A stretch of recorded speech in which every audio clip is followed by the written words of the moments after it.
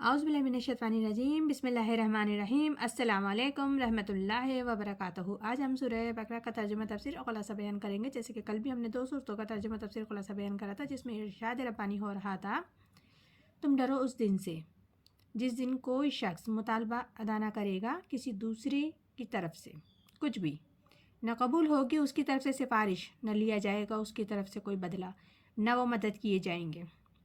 یہ قیامت کے بارے میں ذکر ہے جس دن یہ حالت ہوگی۔ آگے ارشاد ربانی ہے، وَإِذَا نَجَّيْنَاكُم مِّنْ آلِ فِرْعَوْنَ يَسُومُونَكُمْ سُوءَ الْعَذَابِ يُذَبِّحُونَ أَبْنَاءَكُمْ وَيَسْتَحْيُونَ نِسَاءَكُمْ فِي ذَلِكُمْ بَلَاءٌ مِّن رَبِّكُمْ عظیم۔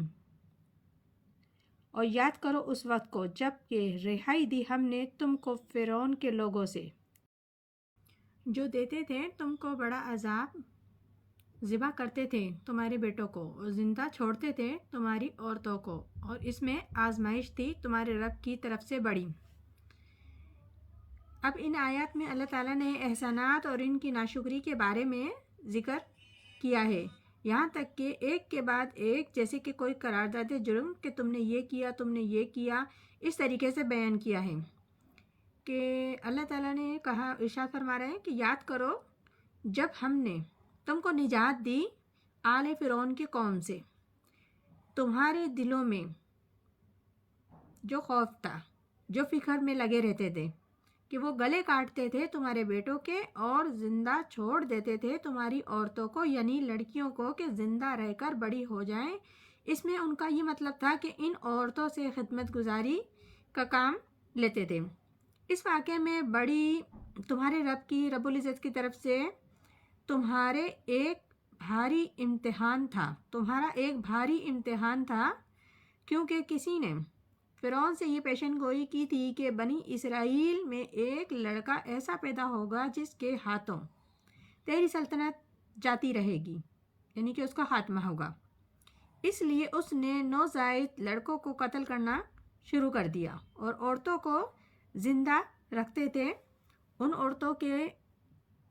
عورتوں کو گھر کے کام کاج کے لیے اور لونڈیاں بناتے تھے ان کو۔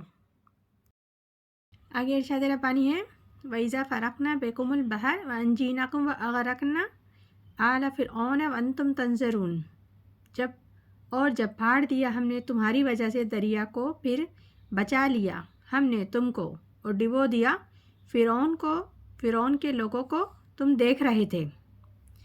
یعنی کہ آیت میں اللہ تعالیٰ بتا رہے ہیں اپنی نعمت گنواتے ہوئے کہ دیکھو ہم نے کس طرح تمہیں فرعون سے نجات دی۔ جب فرعون تمہارے پیچھے آ رہا تھا تمہارا پیچھا کرتے ہوئے، تو ہم نے حکم دیا حضرت موسیٰ علیہ السلام کو کہ عصا کو دریا پہ مارو، تو جیسے دریا پہ مارا تو عصا سمندر پھٹ گیا، یعنی کہ پھاڑ دیا موسیٰ علیہ السلام کے عصا کے لگتے کے ساتھ ہی، اور سمندر دونوں اطراف چٹانوں کی مانند سمندر پہاڑ کی طرح کھڑا ہو گیا، اور اس طرح ایک راستہ ہموار ہو گیا۔ اس راستے سے یہ نکل گئے حضرت موسیٰ علیہ السلام اور ان کی قوم نکل گئے۔ پھر جب فرعون اپنا لشکر لے کر وہاں تک پہنچا تو اس نے سوچا کہ ہم بھی اس راستے سے نکل جائیں گے، لیکن وہ جیسے ہی اس میں آیا اس راستے پر تو وہ غرق ہو گیا، اس لیے کہ دونوں طرف کا پانی آپس میں مل گیا۔